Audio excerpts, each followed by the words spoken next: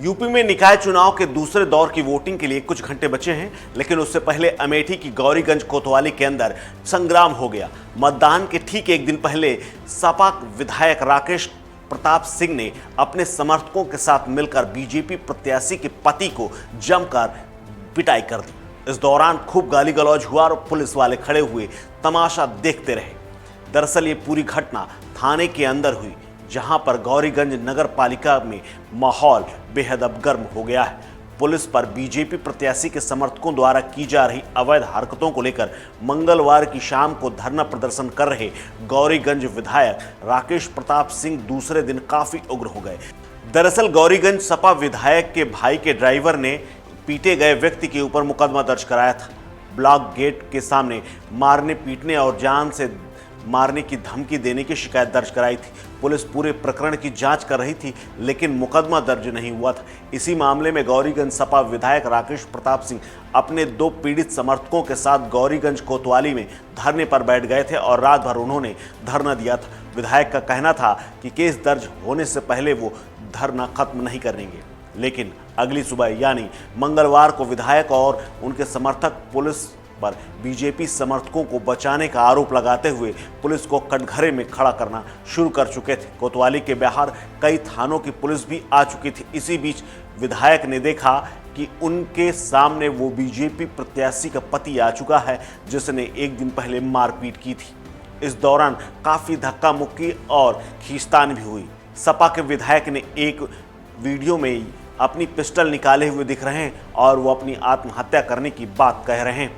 इस बीच विधायक ने अपनी पिस्टल निकालकर अपने आप को ही पुलिस के सामने धमकी दी। तभी बीजेपी प्रत्याशी रश्मि सिंह के पति दीपक सिंह भी कोतवाली के बाहर आ गए थे। इस पूरी घटनाक्रम को देखते हुए सपा समर्थकों ने जैसे ही उन्हें देखा आक्रोशित हो गए और उनकी गाड़ी के बाहर उतरते ही उनकी पिटाई करनी शुरू कर दी। दीपक सिंह ने अपनी गाड़ी कोतवाली के अंदर घुसा दी थी, जहां पर पहले से मौजूद सपा विधायक और उनके समर्थकों ने उनको जमकर धुनाई कर दी।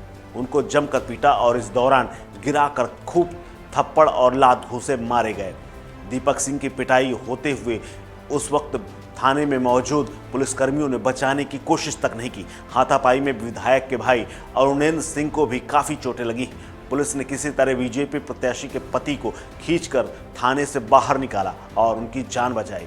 इसके बाद बीजेपी के कुछ समर्थक कोतवाली के भीतर आ गए और दोनों तरफ से टकराव बढ़ने की स्थिति आ गई।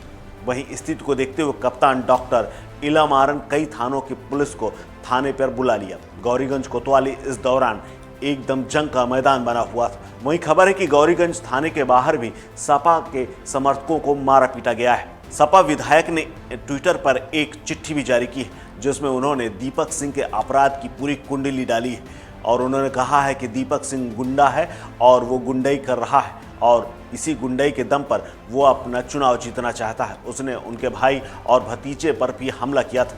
रात भर मैं थाने में बैठा रहा, लेकिन पुलिस ने कोई कार्रवाई नहीं की। दीपक को पुलिस संरक्षण दे रही है। मैं अपने गुस्से पर इसीलिए काबू नहीं पा सका और मारपीट हो गई। उन्होंने आरोप लगाया कि पुलिस ने अगर कार्रवाई की होती तो इतनी बड़ी घटना नहीं होती। हालांकि बीजेपी प्रत्याशी के पति को पीटने, जिनका नाम दीपक सिंह है, उनके पीटने का वीडियो सोशल मीडिया पर तेजी से वायरल हो रहा है। वहीं सपा विधायक को भी खूब समर्थन मिल रहा है। साथ ही बीजेपी के नेताओं का भी समर्थन अपने नेता के पति को मिल रहा है। लेकिन इन दोनों के बीच में अब पुलिस ने मुकदमा दर्ज कर लिया है।